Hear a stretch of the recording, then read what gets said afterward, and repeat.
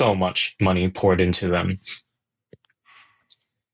So now the twist, the next evolution, if you want to call it, for Antifa has been latching on to trans radicalism. Trans extremism is sort of a parallel ideology, but they've kind of really merged together. The language of the trans activists now is they say they're fighting fascists in the government, fascist Christians. That's their language. And they aren't shy about any of their threats. If you talk to women's rights activists, as I've done many, many times, you go to any of the trans rallies, you see the signs and placards that they bring and what they chant. They call for women activists who are critical of their agenda to be killed.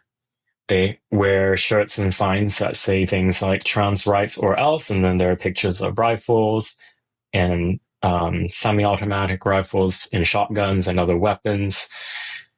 The lieutenant governor in Minnesota State, a Democrat, she wore a shirt to a press conference celebrating the passing of certain pro-trans legislation in Minnesota. Her shirt said, "Protect trans kids," and then there's an image of a knife. So that's the messaging in the mainstream. And this agenda of violent left-wing revolution for trans rights matches enough. There's some overlap with some of the Antifa agenda. So this sort of merging of the two ideologies, I've come up with the term, I call it Transtifa, that it's the two concentric circles have so much overlap now that it's almost one movement.